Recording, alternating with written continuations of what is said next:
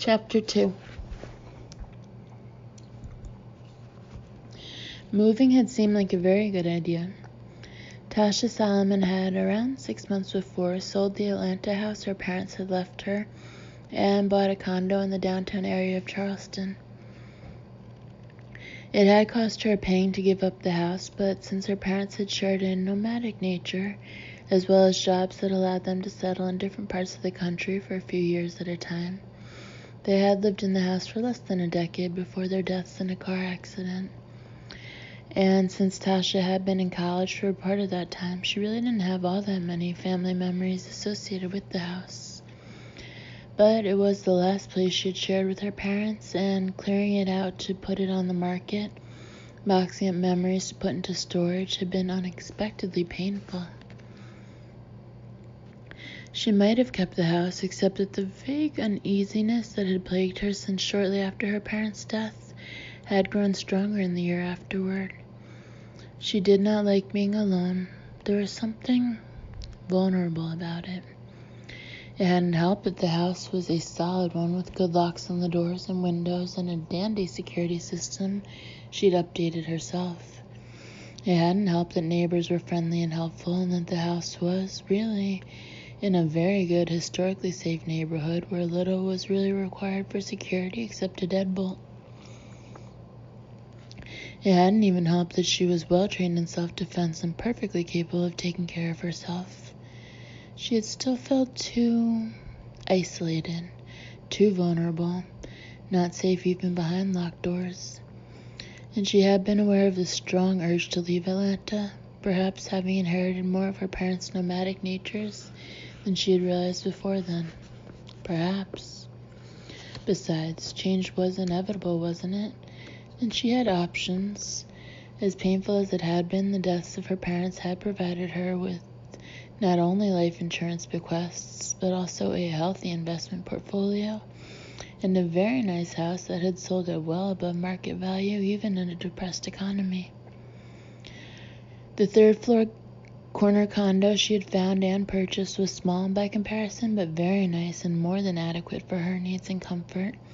The complex very secure, even to the point of having manned 24-hour security/concierge desks in the lobby, monitored cameras on all the entrances and exits and the hallways, and individual security in each unit, and it was virtually new. The view she saw out her windows was hardly desolate or lonely. Her main windows looked out on the bustling area of Charleston, filled with galleries, stores, markets, and restaurants, everything conveniently within walking distance and well lit all night long. The area had a relaxed vibe despite the usual crowds, an area filled with art and music and wonderful cuisine. There were virtually always people near, people around her, and from her first night in the condo, that had given her comfort. There was alone, and then there was alone. The inheritance had also allowed Tasha to quit her unsatisfying job as a paralegal and take some time to decide what she really wanted to do with her life. She had rather idly attended a few classes on various subjects and attended the occasional interesting-sounding seminar, but so far nothing had really drawn her toward a particular field. She had found a great deal of satisfaction in volunteering with the Charleston Animal Society 2 or 3 days each week, and had made friends in the world of animal rescue as well as among some of her neighbors, but she was still alone, reluctant to get too close to anyone for reasons she couldn't always explain even to herself, and still hesitant about plotting some specific direction for her life. Not so much because she felt a tendency to drift with the tide, so to speak, or even because she lacked interest to choose among from which to plan a future. No, it was the wrong time to plan a future. There were things she had to do first, things that needed to happen first. She didn't know what those things were, but every instinct told her that until she found her way through this very odd and unsettled part of her life, the future wasn't something she should be thinking very much about. Something wasn't right. Something around her, close to her, was unnatural somehow. and a threat. Even here, even feeling safer and less alone in the condo in Charleston, she was still aware of a niggling unease, a sense that she needed to look over her shoulder. Often. Most of the time. A sense that sometimes she was being watched. Most of the time. Now. And that whoever or whatever was watching her wasn't friendly. Whatever? Now, why had that very unsettling word entered her mind? How could a thing be watching her? A camera, maybe? Was somebody taking pictures of her, even filming her for reasons unknown? A stalker? Oddly enough, that was almost reassuring. Not that she wanted a stalker, of course, but at least that was something normal. Well, not normal, but at least not... She didn't finish that, even in her head. Tasha left the cafe and headed home, stopping at the fenced yard of one of her neighbors to the delight of the big mixed-breed dog who came bounding over to greet her with a bark and then sit politely waiting for the treat he knew was coming.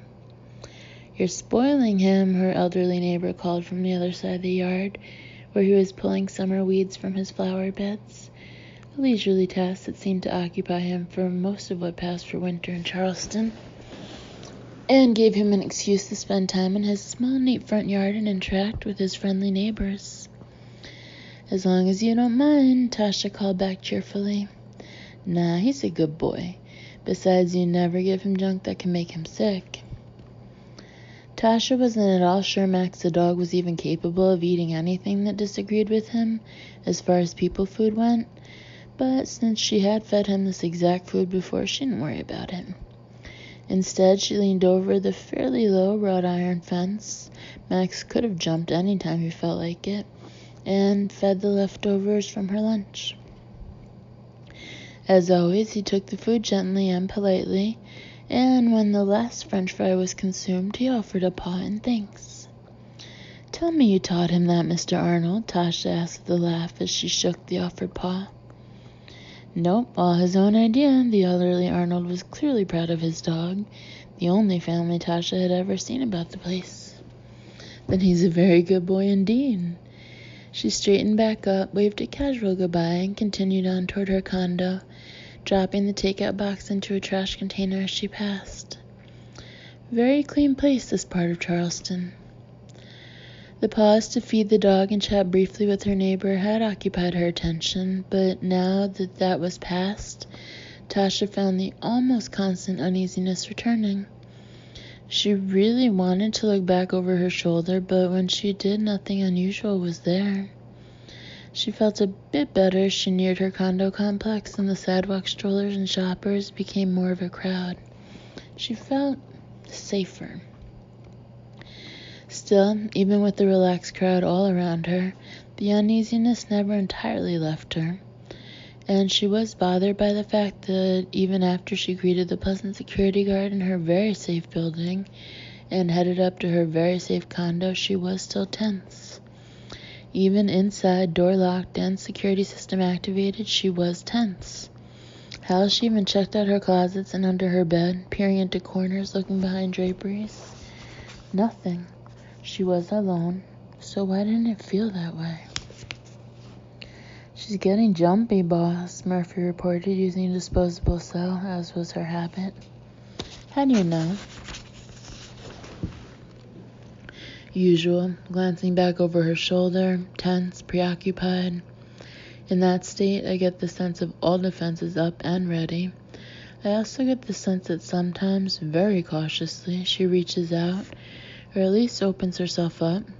Seemed to almost go into a trance in the cafe, but passed it off to the waitress's meditation. Maybe she's picking up on you. I'm closed up tight as a drum. If she can feel me around her, she's more than psychic." Murphy was one of the very few psychics on their side who could shield, could hide her abilities from every other psychic they knew she had encountered, and one of even fewer trusted to be actively involved in virtually every aspect of their struggle, out and about most of the time on her own, gathering information as well as serving other functions. Do you think she senses them? Could be. Do we have anyone close enough to scan her? On the way, but if she knows how to block, we won't get much. And since she's lived with us all her life, it's a safe bet she knows how to block. Ah, shit, Murphy muttered. It means I get to play conduit, right? Well, it increases the chance of successful contact using two psychics when one of them has your unique ability to link with a third. Besides, the psychic capable of scanning her can't get too close or take the chance of being seen by any of Duran's goons. Murphy knew exactly whom they were talking about then, but all she said was, "Tell her to take it easy, will you? Last time I thought my head was going to explode." Copy that. And make sure somebody tells me if we found out Solomon can identify any of these bastards. I mean, before they arrange a neat little accident and disappear her. You think they may be planning one? Hard to say. I've spotted a couple of their watchers in the last week or so, but they're hanging back pretty far. Not quite being their usual creepy hovering selves. Any idea why? Maybe because she caught them off guard when she moved here and began taking care never to be alone except in her condo. Her very secure condo. I'd think twice about trying to get in there myself. She's on the 3rd floor and on the corner with main windows very visible and in an area of the city that really doesn't sleep. So any move they made against her there would have to be a very public one. Yeah, unless they managed to pay off the security and concierge staff. I did some checking. My bet is that isn't likely. They're well paid with great benefits, plenty of manpower, and many in security are ex-cops or retired military with very good records who got in their 20 and retired to a nice city and a very good job to supplement the pension and other benefits. A job they appear to enjoy with no signs of restlessness or boredom. Not the sort of people Duran could hope to bribe unless he can offer something one or more of them really wants. Not the sort to have dirt in their past to invite blackmail, and I looked. Very clean records, and not the sort to bow to pressure. Just not in their natures, at least as far as I can tell. And the concierge staff, pretty much the same. Well paid with outstanding benefits, highly trained, more than enough manpower, so nobody's overworked, and the job gives them good time off in a wonderful city. Murphy paused, then added, the people who built Solomon's condo complex knew what they were doing. It ain't cheap, but most working professionals could easily afford to live there. They provided a safe, service-oriented set of homes for busy people living in a lively city, and they didn't cut corners doing it. They even built well above code for hurricane safety. You think she was consciously looking for safety? I think she had a lot of choices, especially given her sizable inheritance, and chose a place where security, especially for singles, was at the top of the list of selling points. Has she made friends? Selectively, through volunteer work with an organization here helping animals, a neighbor or 3 outside the complex but nearby. A few casual acquaintances met through school, a couple of other single women in the complex she occasionally meets for dinner, maybe 1 or 2 in the gym she goes to. She doesn't lack for acquaintances, just doesn't seem especially close to anyone. I get that's an intentional choice, not a cold nature. She's a beautiful woman. Dates? Not that I've seen. She's worked with a few men in the volunteer organization. And of course some attended the same classes she was taking or auditing, but when I audited some of the classes myself, it looked to me like she rebuffed a few tentative passes. Politely and pleasantly, but not really leaving any room for a second try. If I had to guess, I'd say she was a bit wary of men, though I'm not sure if it's because of what she senses or some past experience. Nothing stands out in her past, certainly no trouble with men or any man, at least that anyone noticed. Good family, No abuse suspected or reported. She did well in school, even kept her nose clean in college as far as we can tell. Not known for partying and got top grades in every class.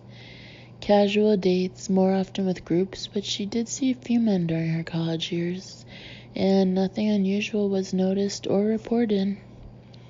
Well, then, my bet is that whatever she's sensing, it feels male to her whether she's conscious of that or not, and threatening, and she's leery of taking chances. In this age of stalkers, and given the stats surrounding women who get murdered, I can't say that I blame her much. If she does have shields, she's probably keeping them up, and especially solid around men.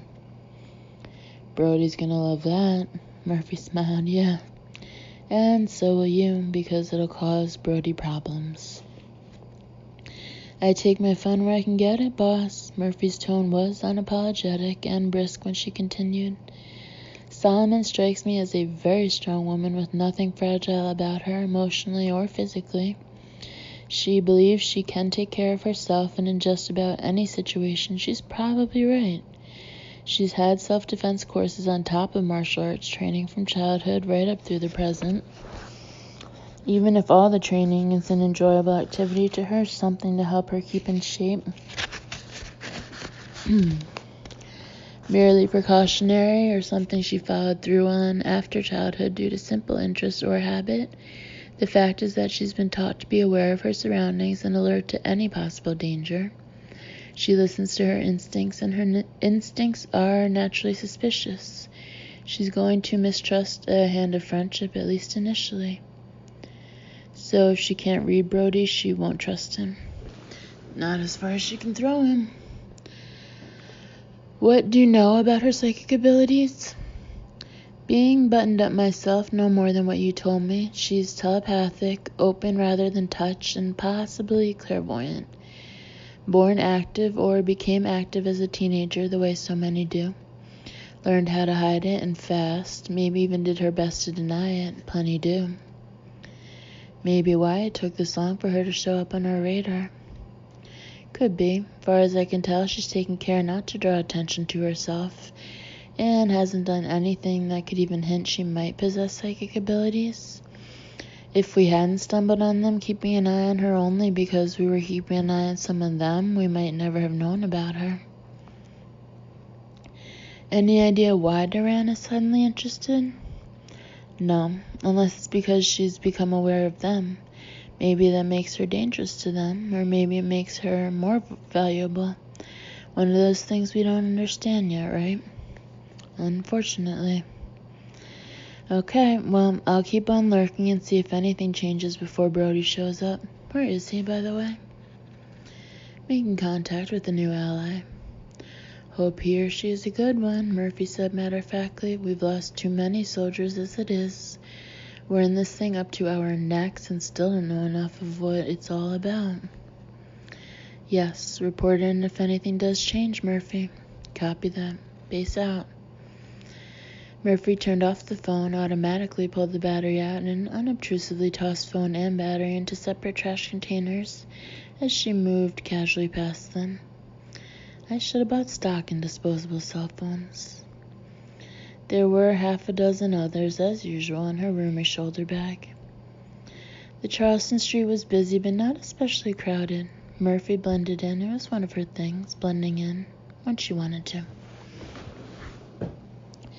She wandered with the crowd a bit, finally winding up near, but not too near to Tasha Solomon's condo complex. A sidewalk cafe provided a secluded corner and a dandy view of Solomon's condo. Murphy ordered a latte, one of her few weaknesses, and a muffin she didn't really want, and she settled back to lurk. Tasha couldn't have said what woke her up somewhere around 3 o'clock in the morning.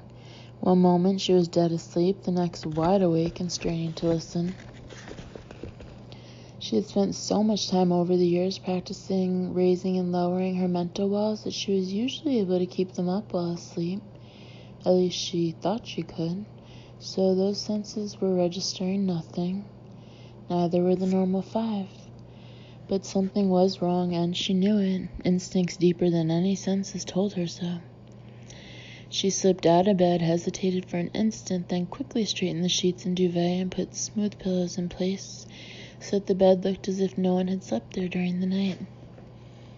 If I were them, I'd check under the duvet for warmth, though. They? Who on earth were they? All her instincts were screaming at her to leave now and think about the why and who later. But she still paused an instant in the doorway of her bedroom, looking back to make sure it appeared undisturbed. It did. The pajamas she wore were of the boxer shorts and tank top variety, so she was decently covered, and she didn't stop to grab a robe or take the time to change or even find her shoes. Instead, she moved quickly through the apartment, grabbing her purse and keys from the entry hall table to the door. She looked through the spy hole, not surprised to see an empty hallway. But they're close, they're nearly here. She slipped out of the condo quietly, making sure the door locked behind her, hesitated for only an instant in the hallway, then headed for one of the 2 stairwells each floor allowed access to. They're coming up in the other stairwell.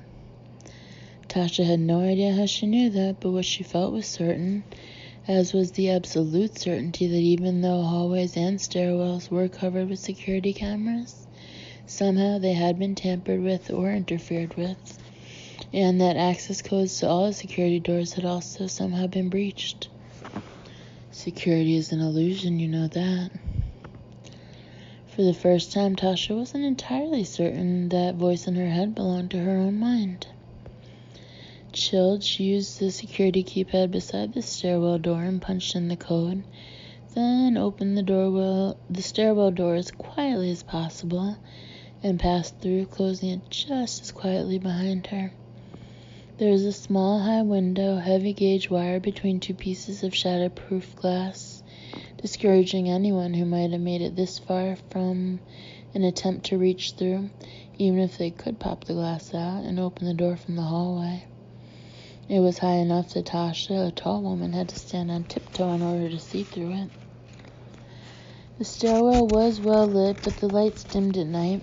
The computer controlling security for the building controlled that and would, in an emergency situation, turn all the lighting up to full wattage, and in case of a fire or other official need to evacuate the building, disarm all the security doors so that residents and staff could exit quickly and safely without having to remember security cards or codes. It was one reason the system had to be monitored 24/7 by experienced security personnel, and one of the major reasons Tasha had chosen the building, because it was the most up-to-date and security-conscious of any she'd looked at. And security is an illusion. Got it. She kept back at an angle, making herself as unseeable as possible as she fixed her eyes on the far end of the hallway and that other stairwell. In less than a minute, 3 men entered from that stairwell. Tasha was somehow surprised that they seemed ordinary, like anyone she might pass on the street without a glance. They wore casual clothing rather than being in all black as she imagined an ordinary burglar would wear. Then again, these men were not burglars. She didn't know much, but she knew that, felt that. Not burglars. And stalkers, as far as she knew, were always singular, one person stalking another. Kidnappers? Assassins? Neither possibility made sense, but Tasha pushed that aside to be considered later. She studied them, baffled. They moved with evident quiet, yet didn't seem to worry about cameras or being observed any other way. They were all curiously interchangeable, nothing about any of their faces especially memorable. Just ordinary men, perhaps in their 30s, well-built but not imposing, all with brown hair and regular features, expressionless. That last gave her another chill, for though they moved with ease and without seemingly undue care, there was something implacable about them, something cold and relentless and remorseless. They didn't speak to each other. Apparently, they didn't have to. They didn't hesitate at any point in the hallway, but went straight to her door. Standing rather close together, they blocked her view of the door handle, but whether it was with a key or some other means, the door was open within seconds, and the three men slipped inside the condo. She hadn't seen any sign of weapons, but Tasha was nevertheless very glad she had fled the apartment. She could imagine with total clarity, as though she watched from inside, them moving with that same relentless determination through to her bedroom, knowing exactly where it was because they would, and because it was a small condo with the 2 bedrooms in a fairly obvious location. Would they search the condo when they found her not there? If so, they were incredibly fast, because in less than 3 minutes by Tasha's internal clock, they were back at the door, moving out into the hallway, still expressionless. If her absence either surprised or disappointed them, they gave absolutely no indication. Tasha hesitated, then slid back along the wall and very swiftly and silently on bare feet climbed the stairwell up to the 4th floor. She pressed herself against the wall beside the door in case she might need to escape the stairwell that way.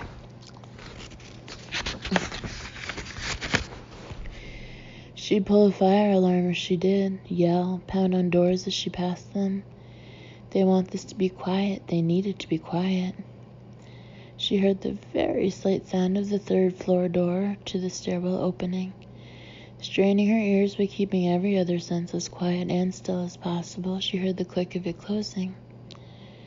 She counted to 10, then moved just far enough forward so she could see the stairwell below. They had already reached the ground floor and moved to exit the building, leaving a